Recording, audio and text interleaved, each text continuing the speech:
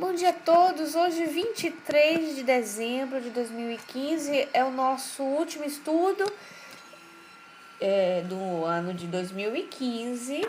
Estamos já no final do ano, com o nosso livro Devassando Invisível, sobre a Dona Ivone do Amaral Pereira. Esse livro especificamente não é um livro psicografado, tá? É um livro que ela conta as suas experiências mediúnicas, a sua vivência como médium espírita, e sim, tem intervenções dos espíritos em algumas situações, inclusive sob inspiração, sobre os cuidados dos espíritos, mas não é uma psicografia de fato, tá certo? No sentido de psicografia. Mas é um trabalho que tem a colaboração dos espíritos na organização dele. É um trabalho que não sei quando eu comecei esse estudo. Não anotei. E o voltei, eu anotei. Você sabia? Isso aqui eu não anotei. A dona Edna é capaz de saber. Quando eu comecei esse estudo. Não, dona, é quando eu comecei, a senhora lembra?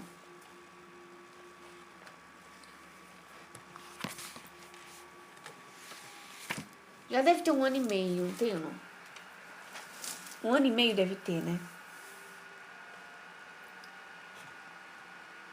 Tá vendo que a Diana sabe? Sabia que ela sabia. Tem 1 ano, E a gente vai entrar em 2015, continuando eles. É o seguinte, eu vou dizer pra vocês que semana que vem eu vou... não vou estar aqui ao vivo, mas eu vou fazer o possível para eu gravar esse estudo pra gente não ficar parado. Então, eu vou mandar para o Dudu, como sempre. E vocês escutam, tá? Mando pelo WhatsApp também, porque tem gente que baixa diretamente o WhatsApp, é mais prático do que ficar entrando pela internet, ou pelo YouTube mesmo, que o Dudu coloca no YouTube. E pelo link você consegue seguir. Então, os dias que estiver fora, eu vou fazer isso pra gente adiantar. Que a gente concluindo esse, vamos começar o Recordações da Mediunidade, tá bom? Obrigado, viu, Diana? A Diana anotou, aproveitei e anotei também. Nós começamos dia 24 de setembro de 2014, então já tem 1 ano, né? Vamos lá. Continuando a nossa leitura, Sutilezas da Mediunidade, esse capítulo, e o item 5 desse capítulo, que é mais uma experiência dela que ela vem nos contar, tá bom? Nosso amigo espiritual, Charles, assevera que as sutilezas da nossa faculdade mediúnica prestam-se sobremaneira ao domínio obsessor. Nossa, vamos entender o porquê. Estaríamos, portanto, irremediavelmente perdida para as tarefas deste mundo se, carregando tais particularidades mediúnicas, não tivéssemos nascido em ambiente espírita para, desde muito cedo, cultivarmos a faculdade à luz do Evangelho do Cristo e sob as diretrizes sadias do Espiritismo codificado por Allan Kardec. Então, vamos entender o porquê dessa colocação dela assim de início. Ora, lembrando as situações da Dona Ivone em outras encarnações dela precedentes a essas experiências reencarnatórias, ela sempre foi trabalhada com a mediunidade, né?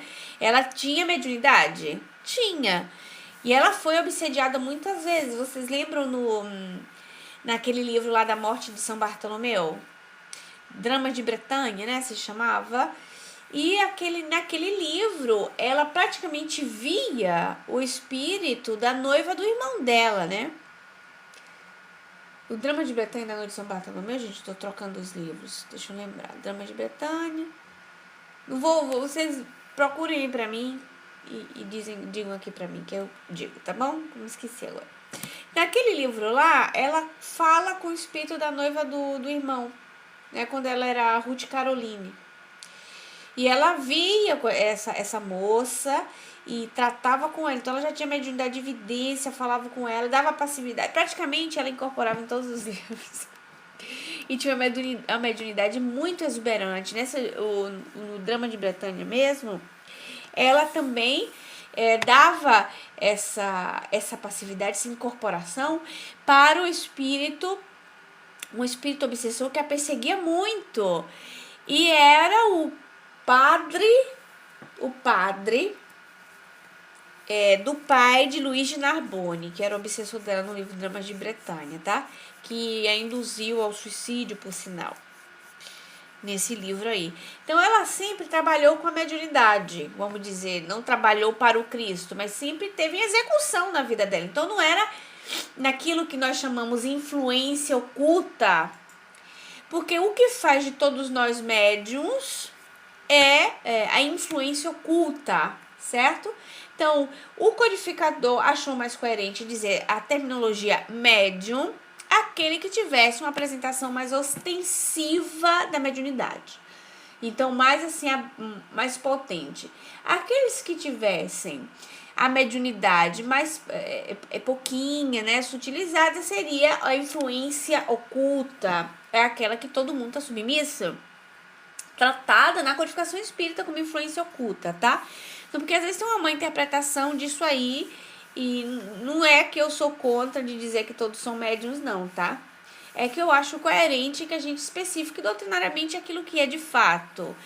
Quando o codificador diz que raramente existe alguém que não tem os rudimentos da mediunidade, ele abre uma exceção, já expliquei isso aqui pra vocês, para dizer que tem alguém que raramente não tem a mediunidade. Então, existe alguém que não tem mediunidade, certo?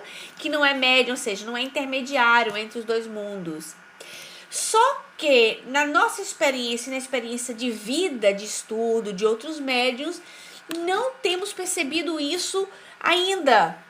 Esse alguém raramente que não tem nem o rudimento, tá certo? Então, na prática mesmo, não tenho visto isso.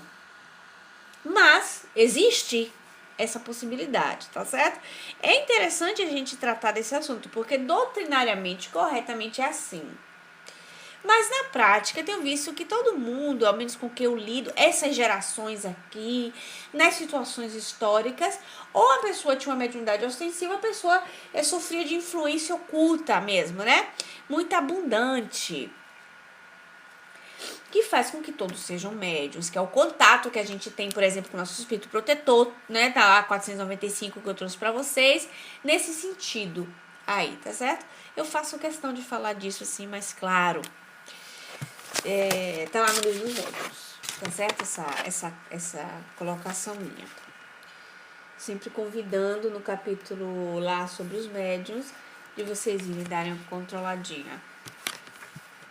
Então ela tá. Então, como ela lidou sempre com a mediunidade e ela teve desvios na sua conduta,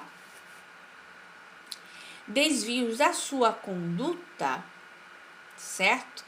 Porque ela era médium, mas ela não era médium espírita cristã.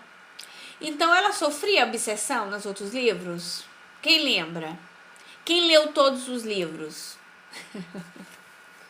Levanta a mão. Ela sofreu obsessão, não foi? E ela era médium ostensiva mesmo? Sim, ela estava sempre sob uma influência, né? Então, sob obsessão. Nessa encarnação dela, como foi que ela reencarnou? Numa família espírita cristã. Ela estava sempre sob essa situação, não porque ela fosse vítima, tá, gente? Eu não quero colocar isso pra vocês, porque às vezes a gente, quem ouve e não nos conhece, ouve um áudio só, né, Dudu, fica dúvida. A gente não é vítima de obsessão porque a gente é coitadinho, mas porque nós damos parte para isso, para que isso aconteça, né? A gente abre espaço para que isso aconteça. Então, tem sempre da nossa parte uma abertura para receber esse tipo de perseguição, no caso de cobrança, ou mesmo por simpatia de pendores, que são esses espíritos simpáticos, tá certo? Então, tá. Aí o espírito Charles para ela assim, olha, poxa, se assevera que a nossa faculdade mediúnica prestam-se sobremaneira ao domínio obsessor. Era uma tendência dela? Era. Até porque ela tinha uma determinada sintonia, não tinha? Caracterial. Não quer dizer que era um carimbo, que como médium ela recebeu um carimbo assim, ó, mediunidade para obsessão, aí o outro tem mediunidade para não obsessão. Não é isso. É porque ela era uma antena parabólica nesse sentido para absorver esse tipo de influência sob obsessão por causa do seu passado. Ela já vinha com esse processo, né, Dudu? Então, Charles precisou isso, deixou claro para ela que se ela não tivesse uma vivência dessa vez cristã, espírita, muito atenta no seu viver, observando o seu agir de todo jeito, ela poderia sofrer obsessão, porque ela era exuberante como médium. Não era mais uma simples influência oculta. Não é mais uma influência oculta, mas mais uma perseguição ostensiva mesmo, do que ela é média exuberante desde sempre. Então é por isso que ela diz isso, tá? Porque assim, é sobreaviso, você fala assim, poxa, então quer dizer que ela pegou ou tá carimbada com aquela mediunidade propensa à obsessão. Mas a propensa à obsessão é por causa do nosso passado, tá certo? Nossa vivência como pessoa, como histórico que a pessoa tem de vida mesmo, das suas experiências reencarnatórias. E ela sob as diretrizes sadias do espiritismo codificado por Allan Kardec. Puxa vida, tem um peso, não tem? Será que é uma bobagem dizer que é o espiritismo codificado por Allan Kardec? Não, porque o espiritismo é a terceira revelação. Tem muita gente que não gosta disso. Já vi companheiros meus, principalmente Paulo Talkiano. Eu não gosto de dizer essa coisa que é um consolador prometido. Mas você não pode ter uma aceitação pessoal, mas a realidade do espiritismo é essa. E é tratado no Evangelho segundo o Espiritismo, se a gente for ler os primeiros capítulos, tá certo? Como terceira revelação, a primeira Moisés, a segunda Jesus, o terceiro Consolador, que é a doutrina espírita. Então a doutrina espírita tem um caráter de quê? Um caráter revelatório. Exatamente, dona Edna. Um caráter revelatório, é uma revelação. E como a revelação ela é? Vou dar aquele chocolate para vocês. Aquele lá, Lindor. Aquele da bolinha, quando você morde. Divino. Uma revelação divina. Porque vem dos atos superiores, né? É uma promessa de Deus para o nosso mundo, certo? É aí que, nesse ponto, que as outras religiões pressentiam a revelação, o Consolador, o reino de Deus, não era? Que vinha chegando, o mundo de regeneração. Ou seja, se você for buscar na história das religiões, das filosofias, enfim, né? Filosofias espiritualistas, vai existir essa revelação, esse mundo que se espera, esse reino que há de chegar, porque viria, bom dia, somos dois bem-vindos, esse reino que viria através desse Consolador. Então, não é uma bobagem, porque Charles, para lembrar, e para quem também não acompanha esses estudos desde o início, então a gente fala aqui, o Charles, que é o espírito protetor da Dona Ivone, ele foi pai para ela, na reencarnação, experiência reencarnatória precedente a de Ivone do Amaral Pereira brasileira, tá? E foi irmão e teve uma vivência bastante intensa com ela e muitas experiências. Charles era um espírito espírita. Por quê? Porque Charles, quando era pai da Dona Ivone, ele tinha vivenciado o espiritismo na época de Kardec. Então, Charles conheceu o espiritismo na Sociedade Espírita Parisiense, tá certo? E provavelmente a Dona Ivone era espírito e tinha dado uma comunicação a Kardec. Olha que coincidências, né? a dar uma comunicação ali, a Kardec e Charles se encontravam ali. Olha que coisa legal. Então, o nosso amigo Charles é um espírito espírita desde sempre. Ou seja, absorvido por um pensamento da moral cristã. Onde é que eu estou vendo isso? O pensamento do Evangelho segundo o Espiritismo. Onde é que a gente sabe disso? Sempre dentro da própria codificação, não é? Onde é? Olha aqui, ó, o capítulo 6. O capítulo 6, que é o Consolador Prometido. Todas as verdades encontram-se no cristianismo. Os erros que nele se arraigaram são de origem humana. Então, olha o cristianismo. E eis-me que do além-túmulo, que julgáveis o nada, vós o clamam. Sempre nas mensagens do Espírito de verdade. É que ele juntou a verdade como um feixe. Venho como outrora aos transviados filhos de Israel, trazeis a verdade dissipa as trevas, escutai-me. O Espiritismo, como antigamente o fez a minha palavra, tem de lembrar os incrédulos que acima deles reina imutável verdade. O Deus bom, o Deus grande, que faz que germinem as plantas e se levantem as ondas. Revelei a divina doutrina como um ceifeiro, reuni em feixes o bem e espaço no seio da humanidade. Porque olha que interessante. O bem e espaço no meio da humanidade. Ou significa que tem coisa maravilhosa pelo mundo. Só que cada um com um pedacinho, não é? Nas ciências, nas filosofias, nas religiões. E o que é que diz o Espírito de verdade? Como um ceifeiro reuniu os feixes. O bem e espaço no seio da humanidade. E disse, vinde a mim todos vós que sofreis. Não é? Então, o espírita, ele tem que ser forte, acreditar mesmo. E não é, eu acreditar, eu nem gosto de acreditar. Ser consciente de que é esse o caminho. Então, Charles é um espírita desde sempre.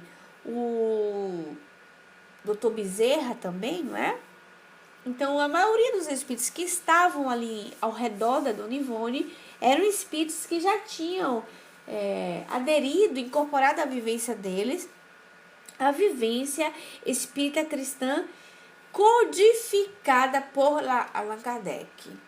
Então, os livros são codificados por Kardec, mas não pertencem a Kardec, que muda, não é? Não é escrito por Kardec. São livros dos Espíritos, como revelação divina. Então, ele diz até mesmo nos prolegômenos do livro dos Espíritos, que até os comentários, sabe quando ele faz os comentários? Que até os comentários que ele fazia era sob a régia dos Espíritos. Porque quando ele falava uma coisa que não estava legal, ele foi chamado a atenção. Então, sendo uma revelação e tendo o cuidado dos Espíritos, principalmente no campo da moral e da filosofia, não digo nem para vocês, desculpe o resfriado, não digo nem para vocês o fato da ciência, que a ciência era progressiva e tinha que crescer mesmo, não ia poder ter uma única palavra, mas no campo da moral e da filosofia, não poderia dizer uma coisa e depois virem outros pensamentos filosóficos, outras raízes extras filosóficas que aderiram ao movimento espírita, ao espiritismo, né? O movimento espírita é outra coisa, e que enxertaram a doutrina espírita com pensamentos outros. Não poderia contradizer, né? Até mesmo o próprio Emmanuel disse para o Chico, toda vez que ele tivesse que sair do pensamento, vamos dizer, de Kardec, ele ficasse com Kardec, né? O próprio Emmanuel disse, porque sabia que sendo espírito ele poderia ter alguma falha. É normal isso. Mas não porque ele tivesse más intenções ou defeitos, não, mas que o bom senso já responderia isso, pelo caráter da revelação divina da doutrina espírita. Vamos lá. E afirma ele também que os manicômios terrenos estão repletos de pobres criaturas consideradas enfermas, irremediáveis, quando apenas são portadoras de faculdades mediúnicas. E isso porque a medicina oficial e as religiões não se dignam explorar a ciência da alma humana e suas potências, pois tais enfermos seriam facilmente curados. Que por uma ou pelas outras, se elas se dessem o sublime empreendimento de investigar os arcanos da espiritualidade, como faz o Espiritismo. Então, uma coisa que já sabe. Então, que observando, e nós sabemos no movimento espírita, aqui no meio espírita, a gente sabe que muito manicômio, muita pessoa dada por louca, hoje não existe tanto, porque já existem curas alternativas. Mas você imagina em 1960, né? Fechavam muitas pessoas em manicômios, quando as pessoas tinham só um problema com a mediunidade mesmo, ostensiva, sob obsessões e mal cuidadas por uma questão de erro de interpretação. Hoje, graças a Deus, estamos melhorando bastante, daquele tempo. Eu vejo assim uma melhora muito grande e com muito mais otimismo daquilo que era. Vocês me dão um minutinho? Então, ela diz aqui, por isso mesmo, no que nos diz respeito, particularmente nos diz respeito, houve mister de os nossos guias nos prepararem com operações perispirituais melindrosas, a fim de resistirmos aos embates mediúnicos, visto que nossas tarefas obrigatórias implicariam o convívio espiritual com os níveis inferiores do mundo invisível, onde proliferam elementos perniciosos capazes de infiltrar a obsessão por mil formas diferentes, e até involuntariamente, sem quaisquer desejos de nos prejudicar. Observem, ela diz que passou por cirurgias espirituais. A gente não sabe especificar que tipo de cirurgia é essa, né? Mas seguramente no campo energético, no campo perispiritual, já que o contato mediúnico vai de perispírito a perispírito. E como se existem técnicas enormes, infinitas, que a gente não sabe, que essa turma tem de obsediar, então trata-se de salvaguardar. Como ela trabalha diretamente, tinha aquele empenho de trabalho, lembrem-se que nós médiumzinhos não temos o compromisso que tinha o médiumzão da Dona Ivone ou Chico, tá? Então eles tinham realmente um trabalho muito mais profundo com a espiritualidade e, consequentemente, de lógica, tinha que ter uma preparação, uma proteção maior, porque a vivência com os espíritos eram mais profundas na situação dela. Que não quer dizer que a gente também não passe pelos mesmos cuidados, hein? Ou essas cirurgias também, vai lá saber, né? Sabe-se ela que está contando aqui para nós. E assim, ela diz também, outro fator interessante, que às vezes uma obsessão pode se instalar involuntariamente sem nem desejar nos prejudicar. Sem nem desejar nos prejudicar. Vocês lembram algum caso interessante com a Dona Ivone que dá esse sinal? Quem lembra? Vamos lá. Alguém estudou a biografia dela? Ninguém? Vamos lá. Dudu. Bora lá, Dudu. Vamos esperar de você agora. Olha, primeiro vamos tirar uma dúvida. Como é que se estabelece a obsessão? Contato energético, né? O espírito se aproxima, um contato perispírito a perispírito, ele tem, é como se misturassem os fluidos e tivesse um comando numa certa parte de nós, ou unisse com aquilo ali. Existe um vínculo simpático? Simpático no sentido espírita, num simpático de legal. Sim, existe uma simpatia para que isso aconteça, né? É como se fosse uma compatibilidade, não é assim? Existe como uma compatibilidade para que isso aconteça. Pessoas que nos amam podem criar uma obsessão sem querer? Sim, espíritos que nos amam, que querem bem a gente, eles também podem criar uma obsessão, não pode? Porque através do próprio sentimento que une duas pessoas, podem criar uma simpatia e aquilo ficar com uma dependência afetiva. A gente não tem dependência afetiva, às vezes, de amigos.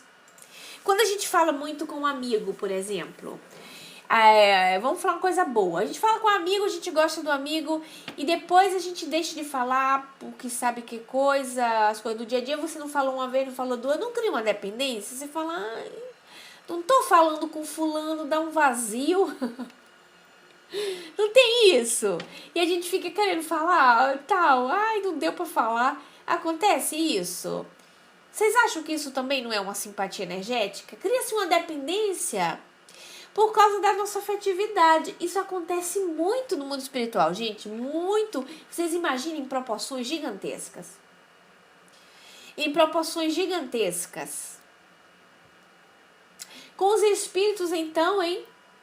Que eles não têm o corpo físico para criar barreira.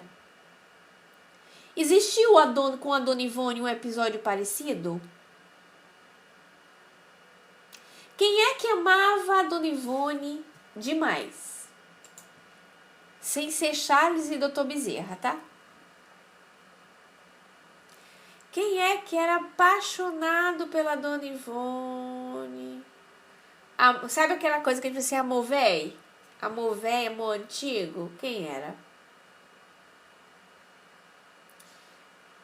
O Roberto de Canalejas.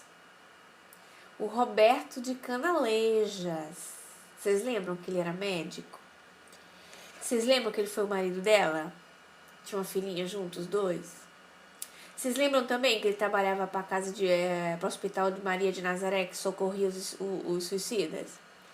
Quem lembra daquele caso que eu contei com Camilo Castelo Branco, que ele ficava vendo a Dona Ivone, mostrou a Dona Ivone com 5 anos pro Camilo Castelo Branco na televisão.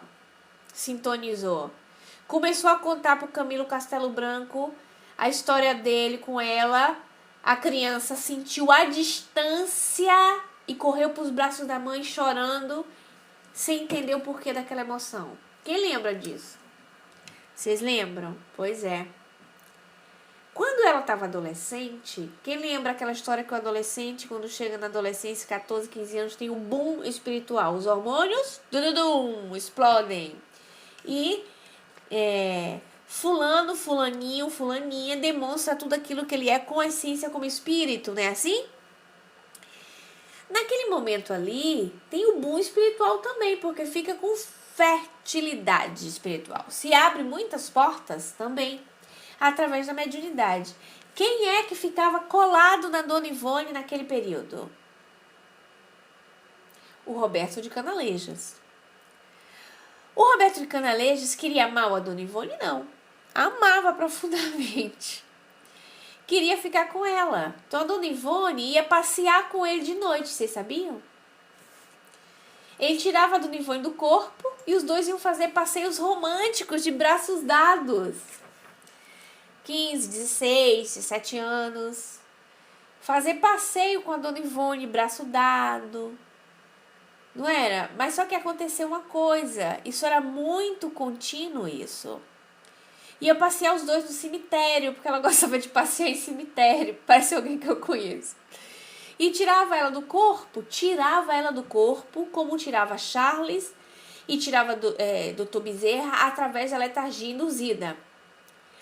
O que acontecia através da letargia induziva? Ela tinha um cansaço espiritual muito grande, energético. Vocês lembram disso? Porque é como se fosse um fenômeno tão intenso, o fluido vital se diminui tanto que a pessoa fica como um pré-morte, não é? E aquilo era prejudicial para ela, porque enquanto ela fazia aquilo para atividade de trabalho, ela estava se regenerando, porque ela estava fazendo o bem, e o bem não é uma coisa assim automática, não regenera a gente. Ela é ter aprendizado e ela tem uma autorregeneração. Isso não está no poder dos espíritos. Porque ela trabalhando por bem, se colocando por bem, ela se autorregenera energeticamente. É assim ou não é? O trabalho do bem, o gasto de energia com bem funciona assim. Agora imagine aquela energia ser gasta para você estar passeando romanticamente. Uma coisa só entre vocês dois, coisa de amor. O que é que vocês acham que estava rolando? Um desgaste energético muito grande, né, Dudu? Claro! Como ela estava numa vivência assim, de uma fixação entre os dois, apesar deles estarem fazendo os passeios inocentes, aquilo causava um desgaste nela. E não era positivo. Vocês estão vendo o que acontecia com ela? Isso pode acontecer com a gente. Isso pode acontecer com a gente também. Que através do amor, através do querer bem dos espíritos conosco, existe um desgaste energético. E aquilo se instala por obsessão. Vocês sabem por quê? Porque você imagina a pessoa que você ama tá morando no mundo espiritual. Todo mundo imaginou agora? Vocês imaginaram? Alguém que vocês amam muito tá morando no mundo espiritual. Aí você acostuma, tá passeando com ela. Ai, meu Deus, não vejo a hora que fulano venha. Pegar você pelos braços romanticamente e passear pelo mundo espiritual. O que é que aconteceu aí? Qual foi o exemplo que eu dei dos amigos? Eu não dei exemplo dos amigos? Criou uma dependência afetiva, não foi? Aí o que é que acontece? Você foca mais aquilo ali. Tem um desgaste energético e cria-se uma obsessão. Quando a gente fala obsessão, a gente tem que entender que nem toda obsessão é a perseguição espiritual. Porque a gente pode criar um sistema obsessivo sem estar sendo perseguido exatamente. É mais honesto que vocês me falem agora, vocês estão conseguindo seguir o pensamento. Vocês estão entendendo o que quer dizer? Que porque assim, às vezes a gente tem um grande perseguidor de um passado que a gente lesou muito a pessoa. Onde é que você vai entender isso direito? Você vai entender isso direito lá no... onde tem exemplos assim muito bons falando de obsessão, no livro Diálogo com as Sombras. Esse conceito ele é bem tratado. Quando a gente sofre essas perseguições... É porque assim, tem um perseguidor que você errou, ele tá te cobrando. Então se instala uma obsessão. Mas às vezes você não tá receptivo para a obsessão. Porque você já trocou de postura, você já virou uma pessoa melhor, uma pessoa legal, você trabalha pro bem, entendem? Então a pessoa pode até estar investindo em você numa cobrança que você já tem mudança de comportamento. E que a presença daquela pessoa do teu lado não vai influenciar na sua vida, trazendo, vamos dizer assim, desatinos. Mas pode trazer uma porcentagem mínima de incômodo, mas a tua presença modificada, ou a presença daquela pessoa junto de ti, que você está modificado, que você está trabalhando por bem, como disse Paulo de Tarso, nosso amor pode cobrir 1 milhão de pecados, não é? Então aquilo pode ajudar positivamente naquele espírito que muitas vezes foi lesionado por ti. Então pode existir a reciprocidade ou não, né, dona Edna? Pode existir uma aceitação, ou seja, vamos dizer assim, porque eu estava falando da questão da atração. Eu gosto de dar exemplo muito prático. Vou dar um exemplo, tá? Então, eu devo a dona Edna, tadinha, dona Edna, vou pegar ela. Eu devo a dona Edna. Então, eu lesionei a dona Edna. Isso existia um vínculo? Não cria um vínculo de simpatia? Porque a dona Edna não vai perseguir a Juliana se não tiver isso. Ou seja, se eu não fiz nada, por que a dona Edna vai me perseguir? Então aquilo cria... Mas se dona Edna tá perseguindo, mas Juliana tá trabalhando pro bem, pro amor, pro belo, pra Jesus, todas essas coisas bonitas que a gente sabe do espiritismo, reformando-se intimamente, Juliana não vai estar propícia a receber os investimentos maus. Tadinha, dona Edna, peguei um exemplo horrível, né, dona Edna? Da dona Edna. Mas Juliana, através daquele vínculo que foi criado por causa de um passado, pode até ajudar a dona Edna. E ela pode, por exemplo, pagar a dívida à dona Edna, trazendo ela para o amor, ajudando-a a ser feliz. reencontrando-se novamente para que esse caminho se modifique. Estou conseguindo ser clara? Mas vai existir algumas obsessões, por exemplo, por simpatia, no sentido só energético. Então, vamos dizer assim que a pessoa tem um vício do sexo. Então, a pessoa, por índole, ela tem a viciação sexual. Então, ela tem descontroles sexuais. A sua energia sexual não está equilibrada. Ela tem desequilíbrio, certo? Então, essa pessoa, pelo agir dela, ela vai ter aquele motivo da atração de simpatia com outros espíritos que vão estar no mesmo padrão vibratório e que vão sofrer a mesma problemática. E pode ter uma influência oculta muito grande e aquilo pode chegar à mesma mediunidade ostensiva, tá? Então, ela tá, além de ter a simpatia, tem a reciprocidade também. Mas aquilo exatamente não pode ser uma perseguição. Não pode ser classificada como uma perseguição. Porque não é uma perseguição de fato. Mas porque aqueles espíritos gostam daquela pessoa. Ah, eu gosto de estar com fulano legal, gosta do que eu gosto, quero ficar com ele. Isso em tudo na vida, tá certo? Bom dia, João, beijão, bem-vindo. Isso em tudo na vida, tá? Pro bem e pro mal. Funciona assim. Então, olha, nessa questão, por isso que o título desse capítulo se chama Sutilezas da Mediunidade. Porque, ó, por exemplo, eu vou acabar de falar isso aqui com vocês, depois eu fico me lembrando que era pra ter dito mais coisas, mas... era pra ter falado mais coisas, eu me lembro. Mas se eu falar, eu gravo depois, tá? Se eu me lembrar, eu gravo depois. Mas é assim, porque, ó, se vocês, por exemplo, estão interagindo e me perguntam alguma coisa, a gente vai trocando ideia, flui melhor o pensamento, certo? A dona Edna disse ali, ó, que no caso a pessoa vai estar protegida pro bem, sim. A pessoa vai estar protegida no bem e vai ajudar o outro. Por isso que os nossos irmãos espíritos, eles não podem ser colocados para fora com a vassoura atrás da porta. Não é possível. Não funciona isso. Porque eles estão sempre por uma questão de vínculo. Porque vínculo feito não se desfaz. Então, um vínculo feito. Quando nós temos uma vivência mais íntima com pessoas, em uma reencarnação, numa encarnação, nós temos uns vínculos mais íntimos se formam vínculos mais estreitos. Dívidas mais profundas, quando elas existem. Tá certo? Então, eu vou voltar aqui a ler o livro. Ela falou da cirurgia espiritual, tá bom, vamos aqui. Tal operação perispiritual, inteiramente psíquica, era usada outrora entre iniciados hindus e egípcios antes de se confiar à prática dos mistérios, ou seja, o intercâmbio com os chamados mortos. E foi levada a efeito, tendo em vista que pertencemos desde séculos àquelas falanges orientais. Ela já sabe que ela já pertencia a essas falanges orientais, ela mesma fala, hindu e egípcio. Se vocês observarem, na casa, no Hospital de Maria, tem esses espíritos hindus que trabalham, se vestem como hindus, mas são cristãos. Interessante, né? Eles deixaram aquela marca característica daquele povo, mas são cristãos e trabalham para Maria, que são os socorristas. Então, olha, o mundo espiritual tem muito mais detalhe, muito mais nuances que a gente não consegue alcançar ainda. Mas a gente não alcança, não é só porque nos falta aptidão, não.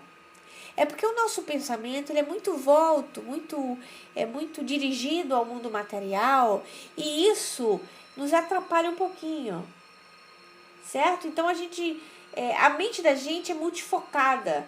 Então a gente, em certas nuances da espiritualidade, a gente não pensa muito, porque a gente tem horário para pensar em coisas espirituais.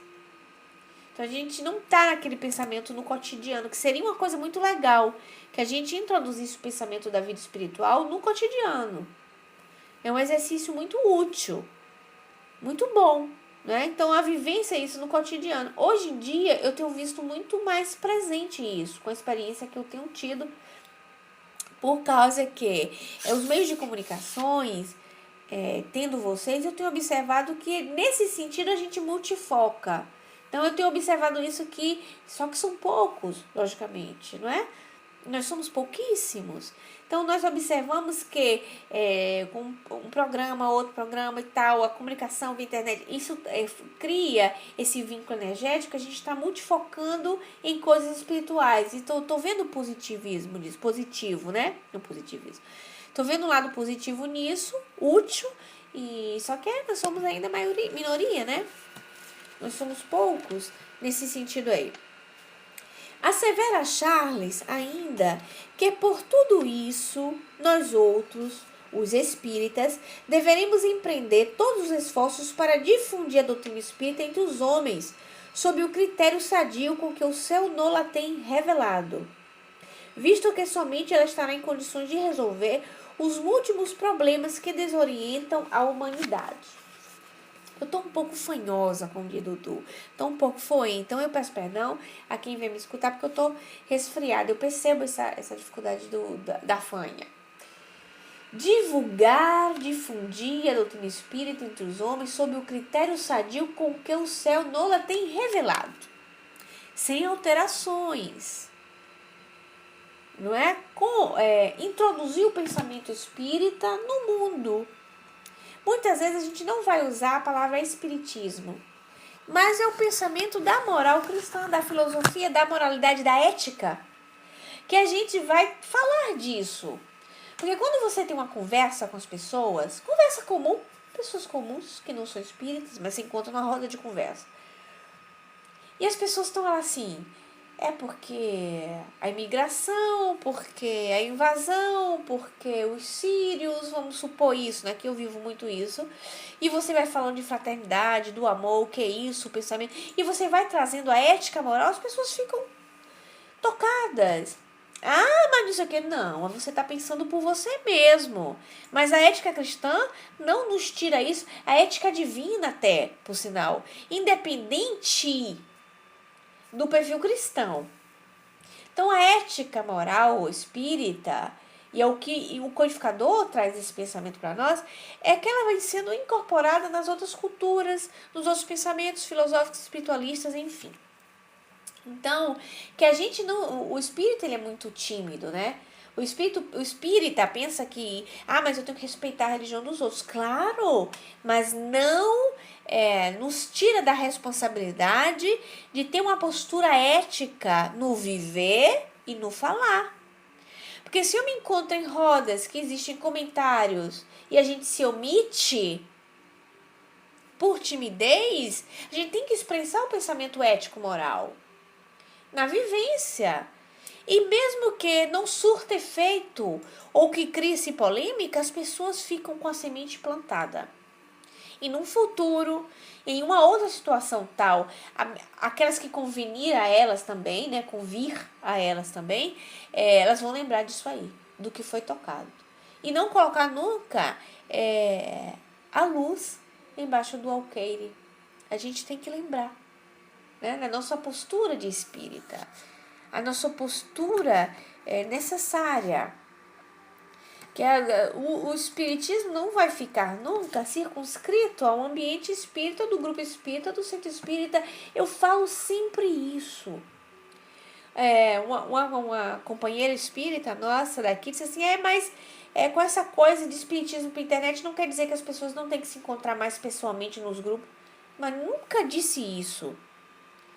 Eu disse que o espírita vivencia o espiritismo no seu cotidiano sempre. Você é o centro espírita. Mas o calor humano deve existir para reunião de estudos, claro. Mas se o estudo não pode ser feito por qualquer motivo pessoalmente, faz por outros meios.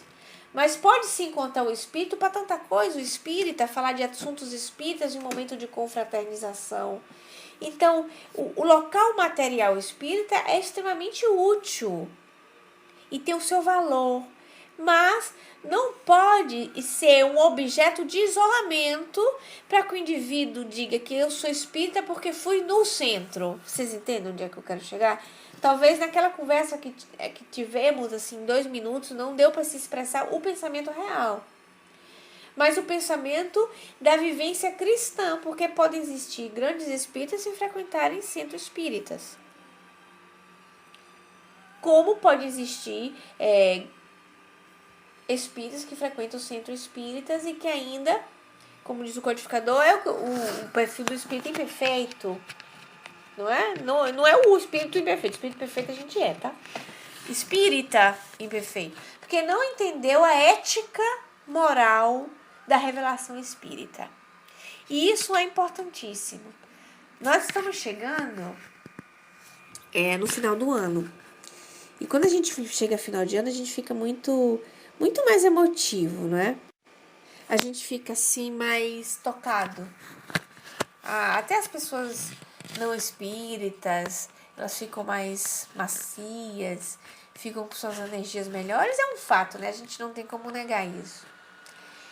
E o que a gente tem a dizer? Que a gente nunca esqueça que nós somos aqueles mesmos espíritos de antes, que nós estamos só nos repetindo.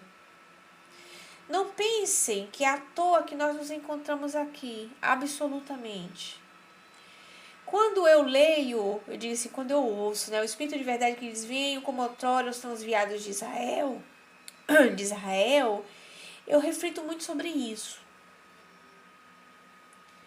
Sobre a nossa postura, eu nem digo antes, como a Dona Ivone aí deu exemplo da época do Egito, mas nesses últimos 2015 anos. Esses últimos 2015 anos, que a gente tem assim, realmente uma autoanálise sobre a nossa postura e as nossas repetições. E que a gente não esqueça disso. Que a gente não esqueça que as verdades se encontram realmente no cristianismo.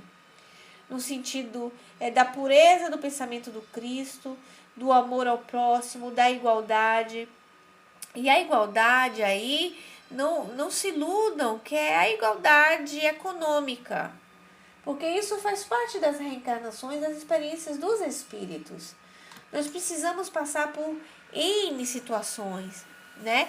De sociais, de experiências sociais, mas de igualdade de espíritos mesmos. Porque como espíritos nós somos iguais.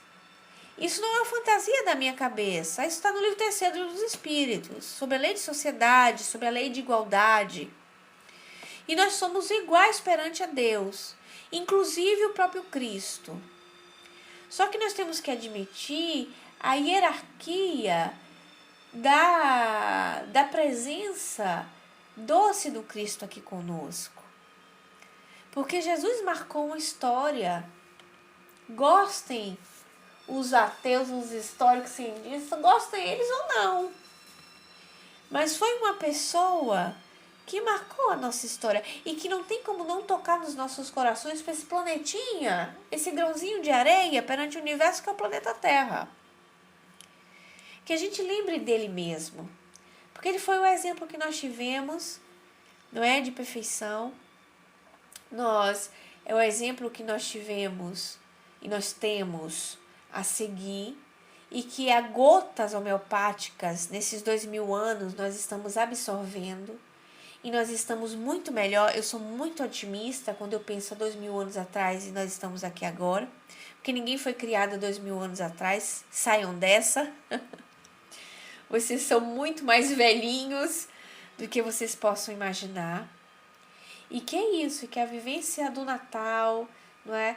Esse momento de Natal sirva de confraternização, mas que sirva realmente do pensamento voltado para a ideia cristã. Esse significado forte que tem o Mestre nas nossas vidas, o Mestre no nosso coração, que Jesus seja realmente o nosso amigo, nosso companheiro. Hoje, às 21 horas é o momento das nossas vibrações, 21 horas para a Itália, 18 horas para o Brasil, horário de Brasília, e quarta-feira, as quartas-feiras são para as pessoas que sofrem de perturbações espirituais, em que nós possamos colocar-nos todos juntos a pensar no Cristo, na manjedoura, a pensar que ele vestiu Não é que ele não reencarnou, ele encarnou pela primeira vez no mundo. Ele esteve aqui no mundo por nós, num corpinho de criança.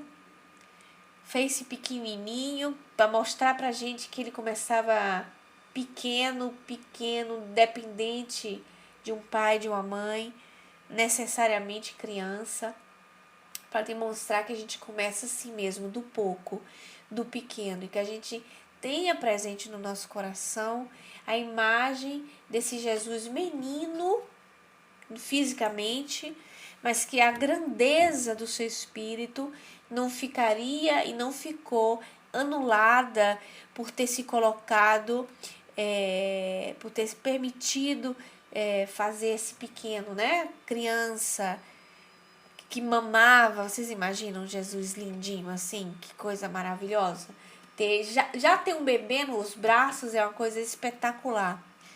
Qualquer bebê, você ter um bebezinho no braço e colocar ele contra o peito, assim, abraçar um bebê é uma sensação divina.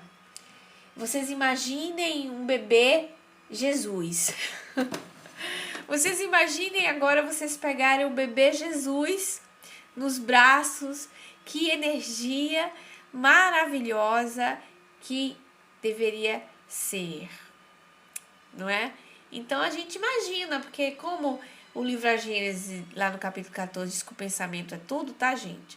Então a gente vai com a fotografia do pensamento, vamos criar essa imagem e vamos pegar Jesus nos nossos braços. Por que não? Vamos fazer isso? Vamos fazer uma visualização assim? Quem quer fazer? Quem topa?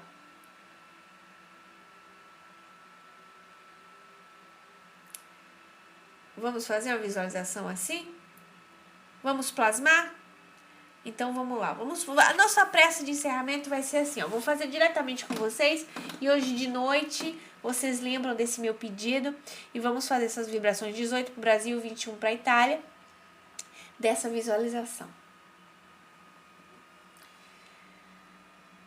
Primeiro na oração, logicamente, evocando a presença dos espíritos amigos, dos espíritos espíritas, dos espíritos cristãos,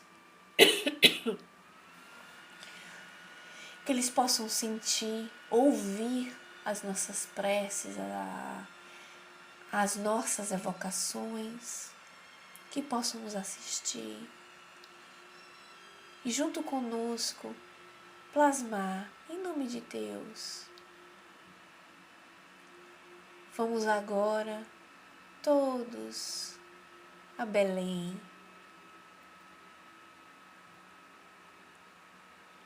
É noite. É uma noite não tão quente. E Maria está ali. Nasceu seu menino. Ele irradia uma luz maravilhosa. Nós nos aproximamos com uma postura humilde.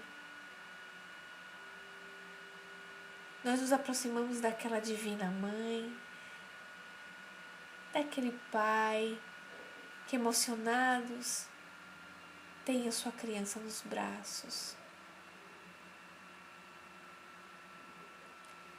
Nós estamos emocionados porque estamos vendo o Cristo bambino, o Cristo bebê. Ele é lindo. Ele está envolvido em panos simples. Os animais estão ao redor, demonstrando que os pequenos da criação também são filhos de Deus.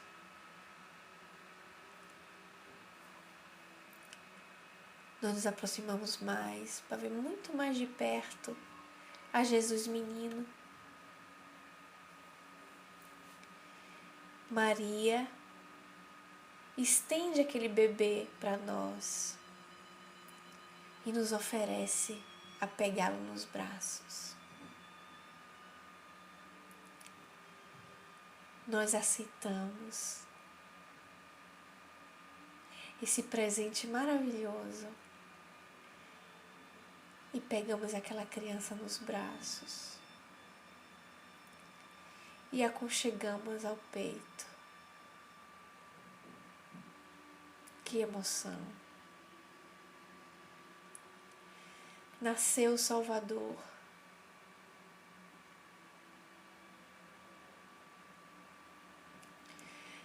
Nasceu aquele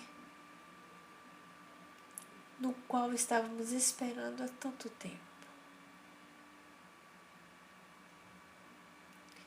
Ele viria para unir os povos, para dividir a história. Ele viria nos ensinar o perdão. Oh, meu Deus, muito obrigado por ter Jesus nos braços.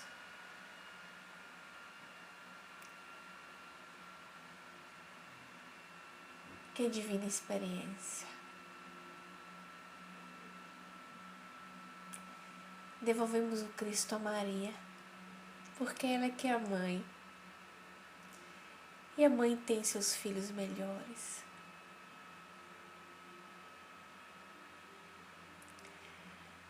Saímos da manjedoura enobrecidos,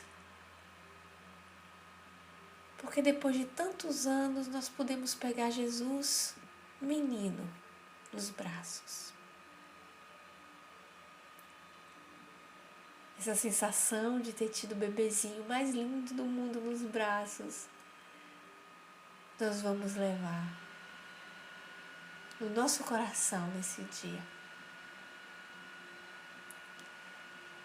Muito obrigado, Senhor.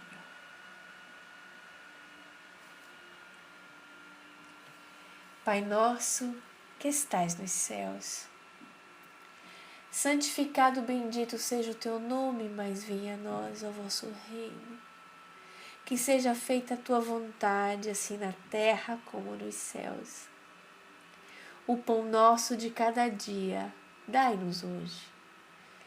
Mas perdoai as nossas ofensas, assim como nós perdoamos aqueles que nos têm ofendido. Não nos deixeis cair em tentação, livrando-nos do mal, de todo o mal, que assim seja. Muito obrigado, meu Deus, por tudo. Muito obrigado, Jesus, por existir entre nós e por não desistir jamais de nós. Muito obrigado, Mestre. Graças a Deus.